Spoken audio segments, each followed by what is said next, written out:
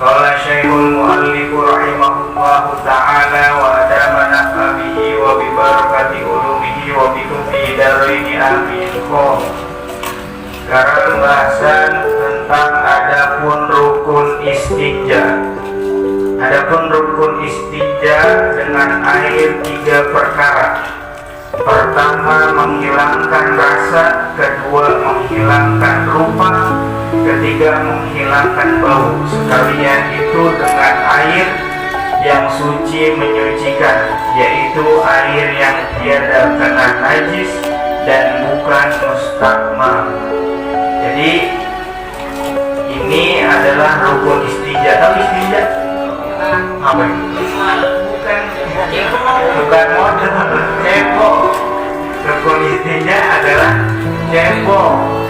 Jadi kalau kata Habib Usman ini dikata bahwa kalau kita cebok minimal tuh harus ada 3 yang hilang. Yang pertama, kalau kita cebok yang hilang rasanya. Rasanya tuh kira-kira dipegang masih ada rasanya kan? Kalau pasti cobain gitu. Kalau nggak ada berarti udah bersih. Terus yang kedua apa? Adalah menghilangkan rupa atau wujudnya. Jadi kalau cebok nggak ada udah bekasnya. Kalau kata orang Jawa kalau bekas BAB kemudian kering, namanya kopet gitu. Nah itu nggak boleh tuh ada gitu. Itu harus bersih. Jadi rasanya nggak ada, kalau dicobain nggak bersih. Kemudian wujudnya nggak ada. Jadi ini benar-benar emang sampai segininya diajarin oleh agama kita tentang masalah kebersihan. Karena orang ada yang di mall, kemudian dia cuma pakai tisu kan gitu kan, tiba-tiba udah gitu. Karena dia bingung pakai kamar mandi. Kok kamar mandi gak ada tombolnya tiba-tiba? Itu dia bersih sendiri gitu. Terus yang ketiga adalah menghilangkan bau. Jadi inilah ada standar yang dikatakan ulama fikih dalam hal cebok. Ketika cebok itu harus 3 yang diperhatikan. Pertama, rasanya nggak ada. Kemudian wujud atau bentuknya dari kotoran itu nggak ada. Yang ketiga, baunya udah nggak ada gitu. Nah kalau udah kayak gitu maka dinyatakan bersih dalam hal istinja.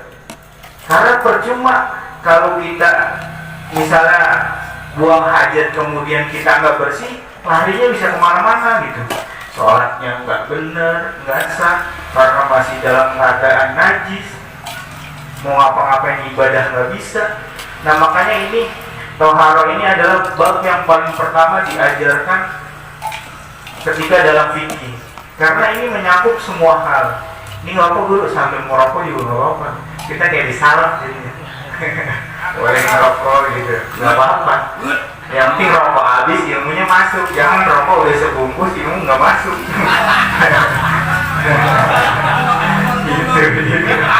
Gitu ya. Jadi kalau cebok, ini karena orang di sini aja, jadi ngomongnya begini.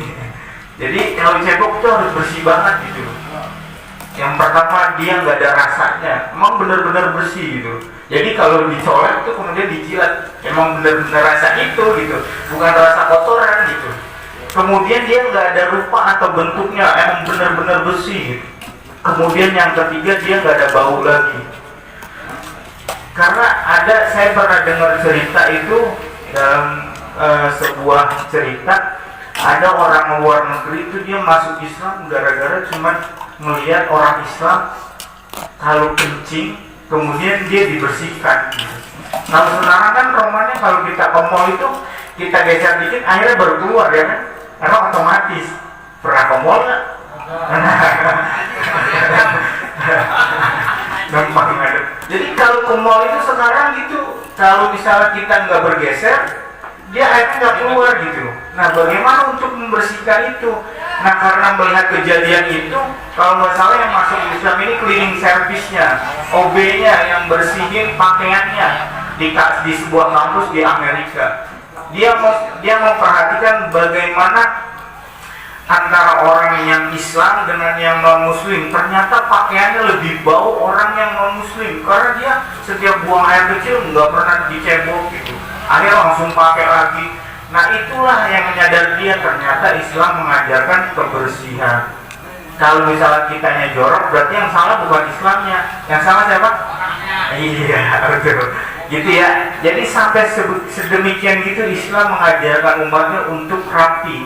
Karena di dalam Al-Quran itu disebutkan bahwa innallaha yuhibbut tawwabina wa yuhibbul mutatahhirin. Sesungguhnya Allah itu menyukai orang-orang yang bertaubat dan juga mensucikan diri. Itu data itu ada jelas banget dalilnya gitu. Nanti kita akan ketemu di bahasan bab wudu. Bagaimana ulama sahabat Bilal bin Rabah itu diceritakan hitamnya itu hitam banget. Di sini yang paling hitam siapa? Gitu ya. Sahabat Bilal bin Rabah itu hitamnya ya Allah, benar-benar hitam karena beliau kan sering disiksa. Bahkan waktu beliau pernah dijemur, kemudian di atasnya ditimpain batu karena disuruh kafir sama tuannya. Kemudian dibebaskan oleh sahabat Umar atau Abu Bakar, saya lupa. Abu Bakar ya, Abu Bakar As-Siddiq. Itu ternyata pas ketika peristiwa Isra Mi'raj, Nabi bilang setelah peristiwa Isra Mi'raj, wahai Bilal, kenapa kok saya melihat sendal kamu duluan di surga gitu. Nah kemudian dia jawab, Nabi nanya, apa emang amalan kamu yang menyebabkan kamu masuk ke dalam surga gitu. Jadi orang yang masih hidup sendalnya udah di surga. Kalau kita kan ya terbalik gitu ya. Sendalnya hilang di masjid. Gitu ya. Jadi ditanya, apa amalan kamu yang menyebabkan hal itu? Kemudian Bilal menjawab, saya senantiasa menjaga wudhu saya, kemudian setelah wudhu saya menjalankan sholat sunnah wudhu 2 rakaat. Cuma amalannya itu doang. Kalau batal dia wudhu lagi, kemudian dia sholat lagi. Kalau kita kan rumahnya ogah banget. Orang masuk kamar mandi aja lupa baca. Apalagi yang punya bini, udah main naik-naik aja nggak pakai baca bismillah itu. Jangan apa gitu. Gitu ya. Jadi tadi ada rukun istinja ya. Rukun istinja ada berapa tadi? Ada 3. Yang pertama harus hilang rasanya, kemudian harus hilang rupa atau bentuk, kemudian yang ketiga harus hilang baunya. Ini diperhatikan sekali. Kemudian ada pun rukun air sembahyang, ada 6 perkara, yaitu rukun wudhu. Pertama niat, kedua membasuh muka beserta niat, ketiga membasuh 2 tangan serta sikut, keempat sapu kepala dengan air itu, kelima membasuh 2 kaki beserta mata kakinya. Ada undangan dia di Habib. Selamat jalan guru, mudah-mudahan selamat sampai tujuan.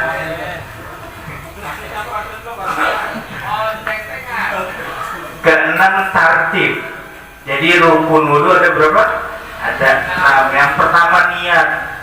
Niat ini karena dia sebenarnya ini terjadi pertentangan. Niat wudhu ini wajib apa enggak gitu. Karena mengingat wudhu ini adalah bukan ibadah mahdo. Ibadah mahdo itu ibadah yang sudah ditentukan dari Allah. Contohnya sholat, kemudian puasa, kemudian zakat, kemudian pergi haji. Itu ada namanya ibadah mahdo. Kalau wudhu ini bukan ibadah mahdo. Tapi kalau nggak wudhu, sholat nggak jadi.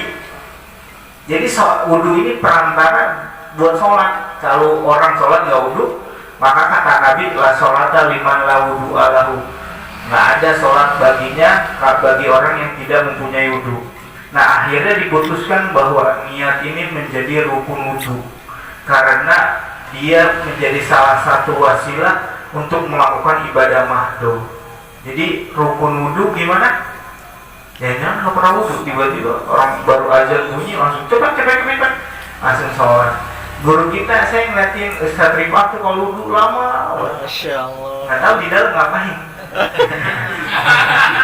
Tapi yang jelas beliau benar-benar wudhu. Saya percaya beliau wudhu. Kalau saya yang lain, ya apalagi geboy, ya.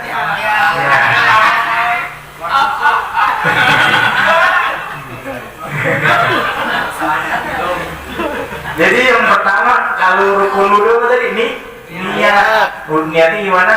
Nawaitul wudu'a birafil hadasil fardon ta'ala. Alhamdulillah. Jadi itu niat diucapin tuh. Kalau misalnya wudhunya di kamar mandi, niatnya di luar kamar mandi gitu. Jangan udah di kamar mandi baru niat nawaitul wudu'a birafil hadasil asghari fardon lillahi ta'ala. Gak boleh. Sama kayak orang masuk kamar mandi, nggak boleh ucap gimana? Allahumma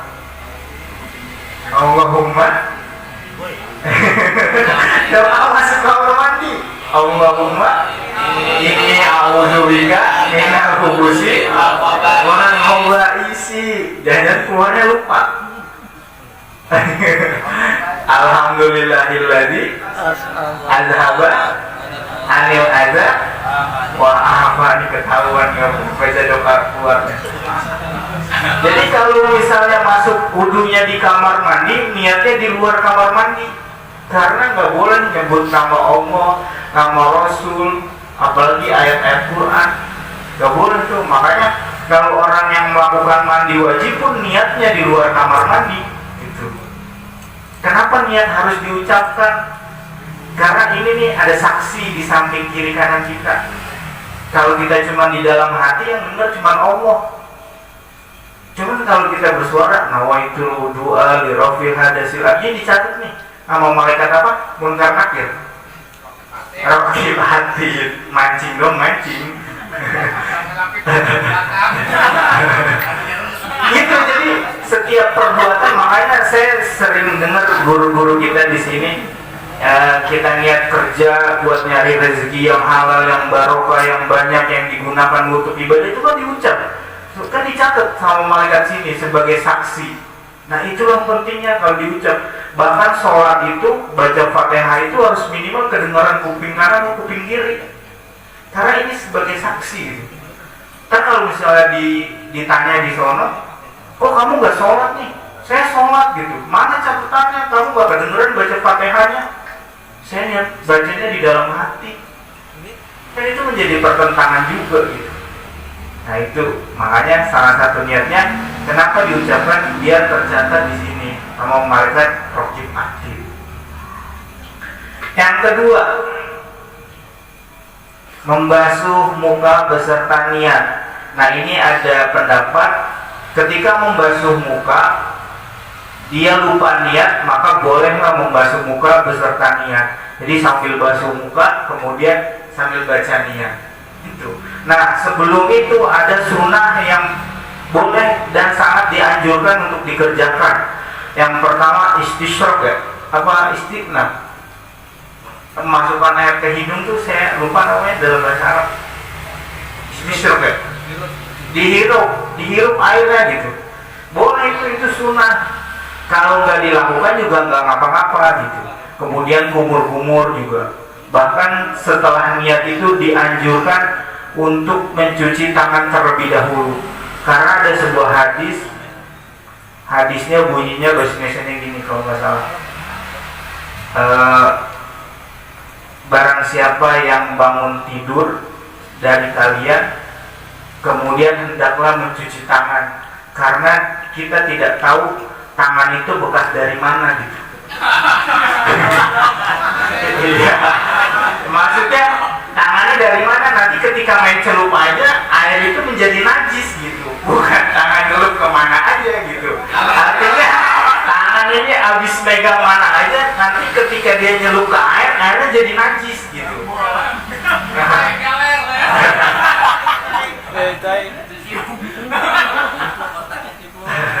Gitu.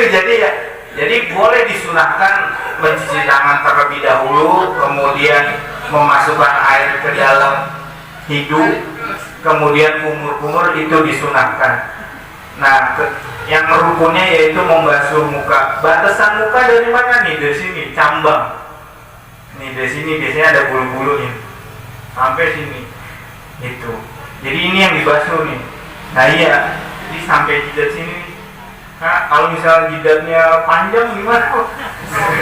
Kan ada yang jidatnya panjang nggak nunggu rambut tuh. Ya udah seitunya gitu sampai batas rambut gitu. Sampai batas tumbuh rambut. Beda lagi misalnya udah tua kemudian dia botak gitu. Beda. Kan artinya dulunya ada rambut. Nah itu batasnya. Nah yang sering terjadi ketika membasuh muka ini di bawah kelopak mata tuh sering nggak kena. Karena kan kita buru-buru. Akhirnya ini kadang nggak kena. Makanya biasanya saya pakai kacamata sih. Kalau nggak pakai kacamata nggak kelihatan tuh. Jadi ini tuh. Jadi ini yang sering lupa di sini. Nah kalau ini yang kurang nggak kena, ini wudhunya nggak sah gitu. Angin belek. Bukan ngilangin belet, jadi arti di bawah mata ini kan kadang ada lekukan. Apalagi yang gemuk kayak saya gitu kan. Kadang ini nggak kena air gitu. Makanya ini diperhatikan sebelah sini gitu.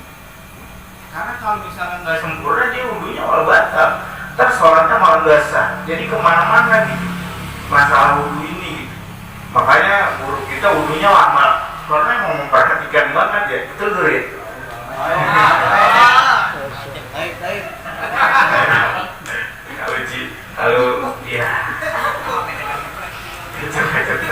jadi sangat berat. Jadi batas mukanya sampai sini tuh gitu ya. Dan ini diperhatikan. Kita kudu terbiasa jadi orang yang rapi di dalam urusan agama biar ibadahnya tuh rada enakan gitu. Terus yang ketiga, membasuh dua tangan serta sikut. Jadi dari sini sampai sini minimal. Karena ada ayatnya itu di dalam surat Al-Maidah ayat 6. A'udzubillahi minasyaitonirrajim. Ya ayyuhalladzina amanu, wahai orang-orang yang beriman, idza kuntum ila sholati, apabila kamu hendak mendirikan kepada sholat atau mendirikan sholat, faghsilu wujuhakum, maka basuhlah muka kalian, wa aydiyakum ilal marafiqi, dan tangan kalian sampai sikut. Nah, kalau Nabi yang saya baca kitabnya dalam kitab Bidayatul Mujtahid karangan Ibnu Rus itu dia fikihnya diadu. Jadi fikih Imam Malik, Imam Syafi'i, kemudian Imam Hambali, kemudian Imam Abu Hanifah itu dijadiin dirujuk sama dia, kemudian diambil kesimpulan. Itu 4 mazhab dimasukin situ semua. Nabi itu dia wudhunya sampai lengan. Ini kan lengan namanya nih. Dia sampai lengan di sini. Gak apa-apa dilebihin. Karena ini kalau kata bahasa orang tasawuf, nanti ini bakal menjadi saksi ketika di akhirat. Al-yawma nahtimu ala afwahihim wa tukallimuna aydihim wa tashhadu arjuluhum bima kanu yaksibun. Gitu. Jadi nanti apa yang kita wudhu ini jadi saksi itu sampai sini. Bahkan sunahnya tuh nanti sampai lengan gitu. Karena khawatir kalau cuma sampai sikutnya nggak kena, malah wudhunya nggak sah juga. Repot jadinya gitu, kemana-mana gitu ya. Ini tapi sampai sini masuk kan? Mau dipercepat apa mau dilama-lamain? Gitu ya, itu. Kemudian yang keempat, sapu kepala dengan air itu. Yang keempat adalah menyapu kepala. Jadi kepala nih. Nah, kalau Imam Malik, dia kepalanya semua ini dari depan sampai belakang, karena kepala menyeluruh, basah jadinya. Karena kita bukan Imam Malik, Imam Syafi'i, maka cuma sedikit doang gitu. Karena kalau kata Gus Baha itu bagian kepala, ya kepala, bingung. Saya nonjok sebelah kanan juga disebut saya nonjok kepala gitu. Saya nonjok depan, ya disebut kepala juga gitu. Akhirnya disebut kepala, makanya sedikit aja gitu. Bahkan Imam Abu Hanifah dia setengah kepala segini. Jadi ambil air gitu. Kalau Imam Syafi'i ya kayak kita gituan, yang penting rambutnya kena gitu. Nah, ada juga yang Gini, salah dikit nih, terus dia gini, nggak basah, cuma dia menyapu kepala aja, tapi nggak basah, nggak dibasahin semua. Ada juga yang dari belakang, tapi sunahnya dari depan. Boleh gitu. Jadi mau ngambil yang mana aja, yang penting ini kena gitu. Karena ini penting, karena ini bagian dari rukun wudhu ya. Kalau membasuh kepala itu, kan kalau sekarang kan bagaimana yang pakai peci? Kalau pakai peci mah gampang, tinggal dibuka. Pas nggak ada, pas jalan nggak ada, hilang. Yang ribet itu pakai imamah. Ada pendapat yang mengatakan bahwa Nabi itu ketika memakai imamah, dia kenain rambut sedikit, kemudian imamahnya diusap ini. Tapi tetap nggak dicopotin, tapi rambut depannya kena sedikit. Artinya rambutnya harus kena, gitu. Jangan pakai peci begini, kemudian jangan gitu. Minimal rambutnya harus kena. Itu karena ini tadi wamsahu biru'usikum wa arjulakum ilal ka'bayn, dan usaplah dengan kepala kalian dan kaki kalian ilal ka'bayn, kepada sampai mata kaki. Nah ini yang kelima adalah membasuh kaki beserta mata kaki. Kalau Nabi itu dia membasuhnya bukan sampai mata kaki, tapi sampai betis. Lagi-lagi disamain sama lengan, karena nanti ini bakalan dijadikan saksi. Wa tashhadu arjuluhum bima kanu yaksibun, dan kaki itu menjadi saksi atas apa yang mereka kerjakan waktu hidup di dunia. Makanya Nabi sampai betis gitu. Dan yang keenam terakhir adalah tartib, yaitu berurutan. Nah terus ada pertanyaan, kok telinga gak masuk? Telinga itu dia gak masuk bagian dari rukun wudhu. Bahkan ulama Hanafi itu ketika dia membasuh kepala, maka airnya sekalian untuk telinga. Jadi dia basuh kepala nih, langsung begini gitu. Kalau Imam Syafi'i dia ngambil air baru kemudian diginiin, boleh gitu. Dan tapi kalau misalnya kita wudhu nggak pakai telinga, sah wudhunya, karena telinga bukan bagian dari rukun wudhu. Jadi rukun wudhu yang pertama niat, yang kedua membasuh muka, ketiga membasuh tangan, keempat kepala sebagian atau seluruh, kelima membasuh kaki sampai mata kaki minimal, yang keenam tertib atau berurutan. Nah, terus ada pertanyaan, gimana kalau misalnya dia wudhu, kemudian airnya dikumpulin lagi sampai 2 pula. 2 pula tuh ukurannya 270 liter. Berarti kali berapa ada? Kalau toren aja kan minimal 500 liter ya. Nah, kalau misalnya ada bangkai nyemplung ke toren, terus dia nggak berubah rasanya, kemudian dia nggak berubah baunya, kemudian dia tidak berubah bentuknya, gitu, maksudnya airnya jadi nggak berubah warnanya, kemudian rasanya nggak ada baunya, maka dia tetap boleh digunakan untuk wudhu. Tapi ketika ada bangkai tikus kemudian jadi bau, kemudian airnya jadi berubah, itu maka nggak boleh dipakai buat wudhu. Saya pernah ke pesantren salaf itu dulu, kalau di salaf itu mungkin di masjid ini dulu pernah ada kolom gede banget gitu. Karena itu untuk mengukur itu gitu. Kalau wudhu kan di kolam yang gede itu kita wudhu, kemudian airnya jatuh lagi. Nah air jatuhan itu kan namanya air mustakmal, air yang sudah dipergunakan untuk wudhu atau untuk bersuci. Itu sebenarnya nggak boleh digunakan lagi.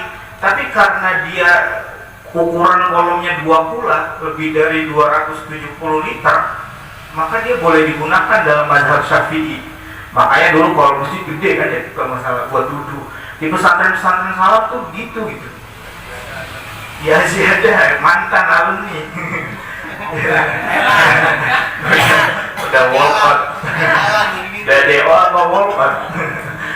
Itu nggak apa-apa gitu. Tapi kalau kata Imam Hanafi nggak boleh tuh. Walaupun itu 2 pula, itu air mustakmal nggak boleh digunakan. Kenapa? Karena waktu itu Imam Hanafi itu ada sebuah cerita, ketika matanya sudah terbuka atau tersingkap, kasat lah kalau kita, itu dia melihat pemuda wudhu, kemudian air jatuhan wudhunya itu berbentuk bangkai gitu atas sesuatu yang telah dia lakukan gitu.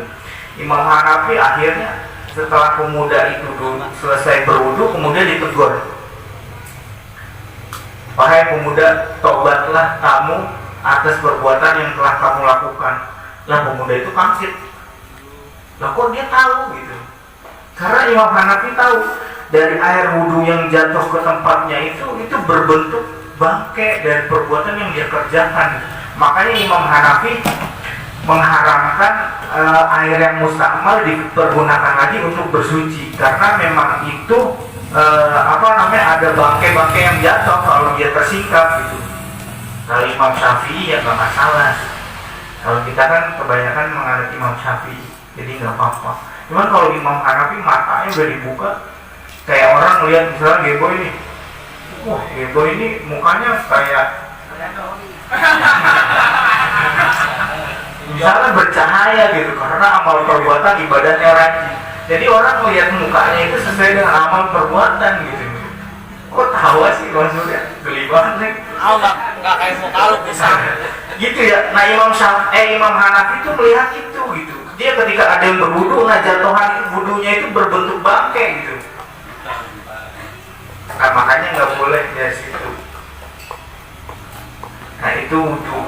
Itu penting. Jadi wudu itu kata Nabi, la wudu'a liman la sholata lahu, nggak ada pahala atau kesahan atau diterima sholatnya bagi orang yang tidak memiliki wudu. Dan orang yang tidak sempurna wudunya, ya bagaimana dia akan sempurna sholatnya? Karena sholat itu gerbangnya wudu. Kalau kita wudunya baik, insya Allah sholatnya baik. Apalagi kalau kita menemukan guru kita atau orang-orang yang dia senantiasa menjaga wudunya, ya insya Allah dia perilakunya baik gitu. Jadi bagi teman-teman yang ingin memperbaiki hidupnya gitu kan, perbaiki aja dulu wudunya gitu. Masa ilokan kalau dia wudunya dijaga nggak mau ibadah? Sama kayak misalnya guru saya bilang begadang aja dulu gitu. Masa tiap hari begadang, lama-lama nggak kepikiran buat ibadah gitu. Karena dari kebiasaan itulah kemudian timbul keinginan gitu. Kita nggak usah, kalau kata orang kan, perbaiki sholatmu maka Allah akan memperbaiki hidup kita. Bagaimana kita mau memperbaiki sholat kalau wudhu kita aja masih berantakan gitu, yang gerbangnya gitu. Bahkan Imam Ghazali itu dalam kitab Ihya itu mengatakan bahwa siapa orang yang membaguskan wudhunya maka Allah akan membaguskan hidupnya gitu. Bilal bin Rabah sendalnya udah duluan gara-gara dia dawamin wudhu gitu. Banyak ada orang ulama yang menjaga wudhunya 40 tahun, dari sholat isya ke sholat subuh. Bayangin 40 tahun gitu. Jadi kalau kita ya kita sehari ya Mbak, ya hilangkan kalau udah jaga wudhu, masa kita mau maksiat? Saya ini punya wudhu gitu, masa saya mau berbuat maksiat sih gitu.